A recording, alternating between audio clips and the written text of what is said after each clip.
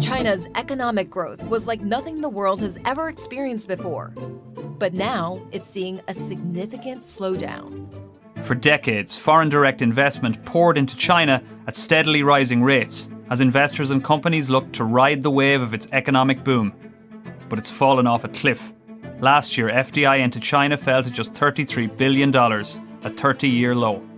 Although the U.S. and China still dwarf the nation in terms of total gross domestic product, powered by a population of 1.4 billion, India could become the leader in global economic growth. India will be the third largest economy soon.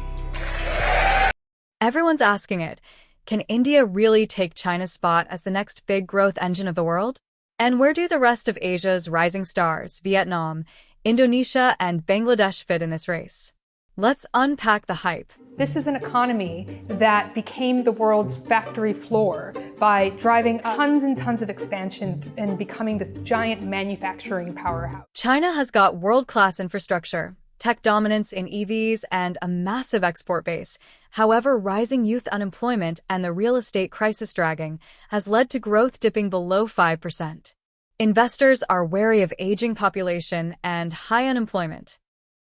Many of the world's investment banks have keyed in on India as a real prime investment destination right now. The Indian economy clocked over 7% growth, overtaking the UK to become the fifth largest economy, and experts say it could be third by 2027, right behind China and the US.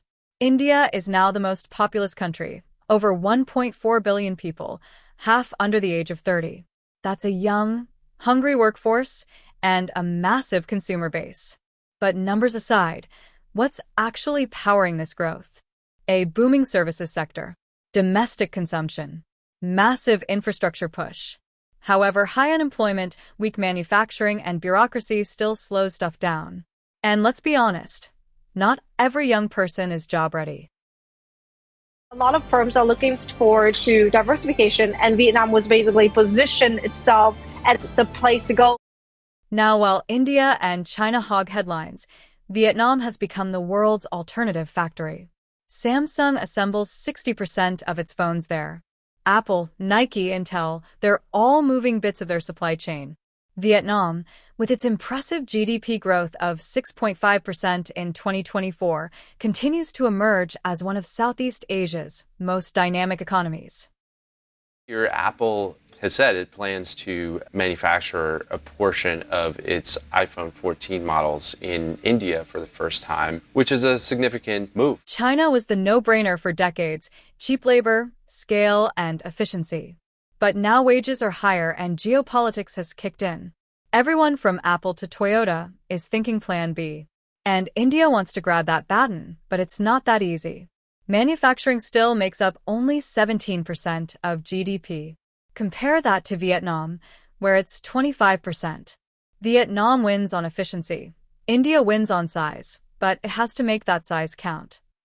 There are crucial problems like water, like traffic, like urban housing that needs to be solved. India's got hurdles too. Youth unemployment hovers around 20%. Female labor participation? Just 25%. Education quality is patchy. Wealth inequality is rising. Despite all the hype, per capita GDP is still low, just $2,700 versus China's $12,000. Scaling up means fixing basics: education, skilling, and urban planning. India may not beat China, but definitely be a pillar of global growth alongside China. And with countries like Vietnam joining in, Asia isn't just rising, it's reshaping the global economy.